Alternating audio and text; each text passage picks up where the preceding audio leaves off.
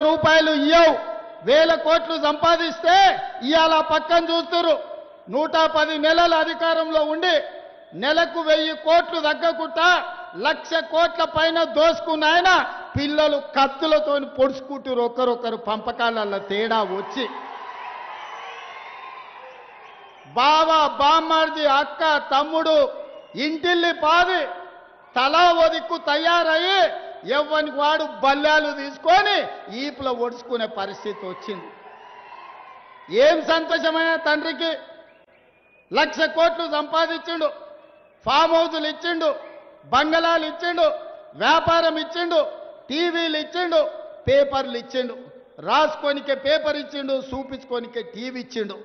కానీ వాళ్ళకు ప్రశాంతత కానీ ఆనందం ఇవ్వగలిగిండా? దోపిడీ సొమ్ము ఇవాళ కుటుంబంలో చిచ్చు పెట్టింది. ఇవాళ వాళ్ళు కొట్లాడుకొని ఉరిమి మంగళ మీద పడ్డట్టు వాళ్ళు పొడుచుకునే విడిచిపెట్టి మన పేర్లు తీసుకుంటారు. మేమేదో ఆన్లైన్ కాలు ఉన్నాం, మేమేదో ఈలైన్ కాలు ఉన్నామని. నేను ఒక మాట చెప్పదలుచుకునే, ఎక్కువ చెప్పదలుచుకోలే. కానీ 2023 డిసెంబర్లోనే ఆ కాల నాగును మీరు కట్టెతో కొట్టి చంపారు.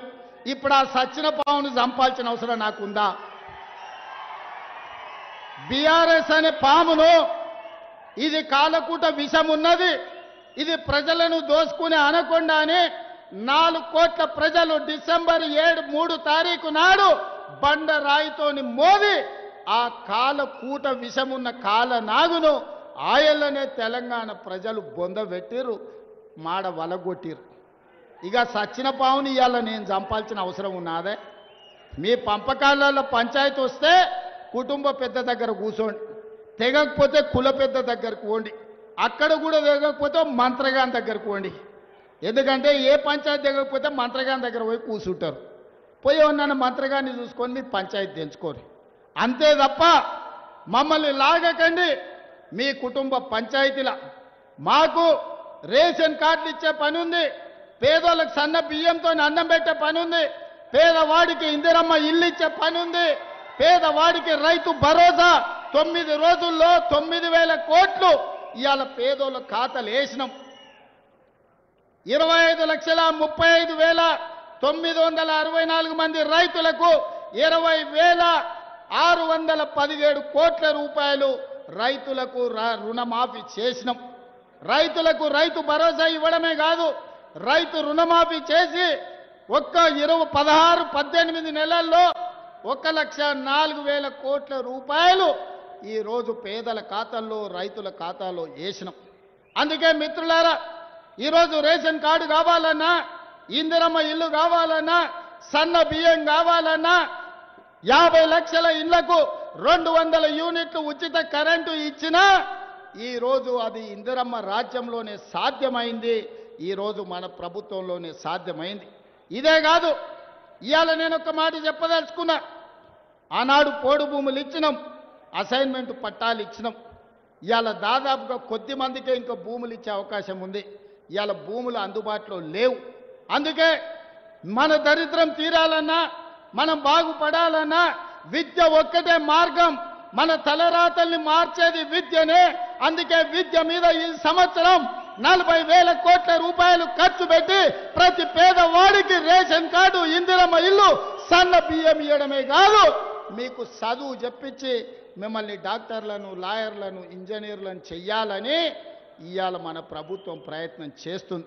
అందుకే 100 నియోజకవర్గాల్లో యంగ్ ఇండియా ఇంటిగ్రేటెడ్ స్కూల్స్ పెట్టడమే కాదు, 20,000 కోట్ల రూపాయలు పాఠశాలల నిర్మాణానికి ఖర్చు పెడుతున్నాం. డైట్ ఛార్జెస్ 40% పెంచినాం, కాస్మెటిక్ ఛార్జెస్ 200% పెంచినాం.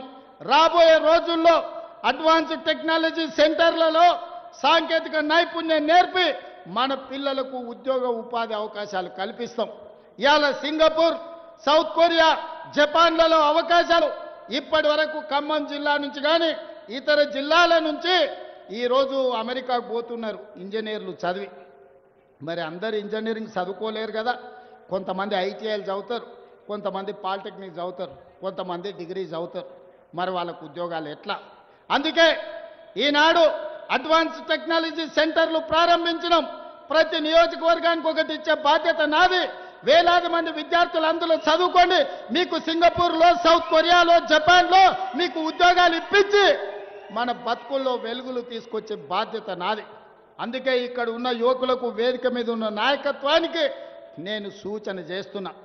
పేదల బతుకులు బాగుపడాలంటే పేదవాడు చదువుకోవాలి. విద్య ఒక్కటే మన బతుకులను మారుస్తుంది. మనం చదువుకుంటే బాగుపడతాం. ఒకప్పుడు ఆయన గొర్రెలు పెంచుకోండి, బర్రెలు పెంచుకోండి, చేపలు పట్టుకోండి, చెప్పులు కుట్టుకోండి అన్నాడు.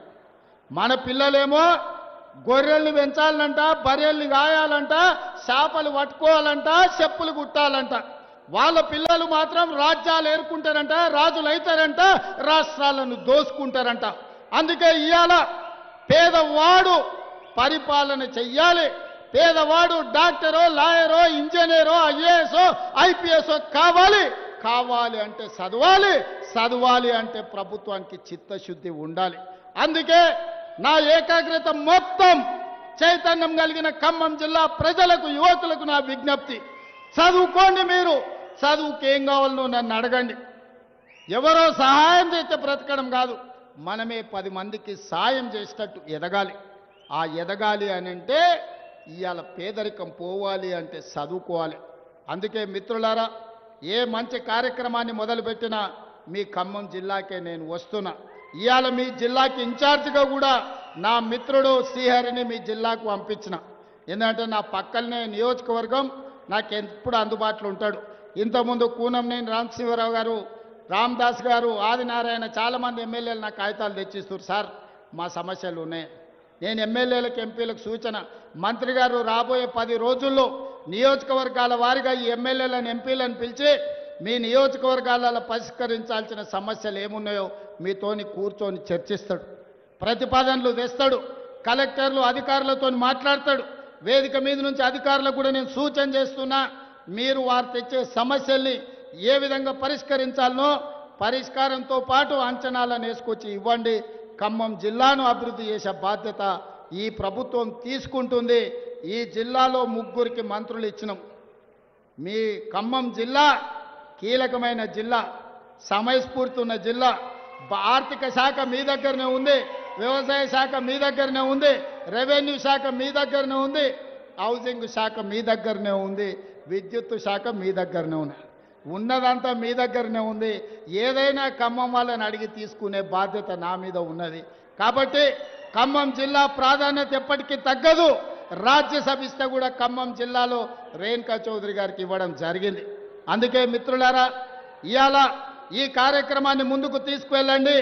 మనం రాష్ట్రాన్ని అభివృద్ధి చేసుకుందాం.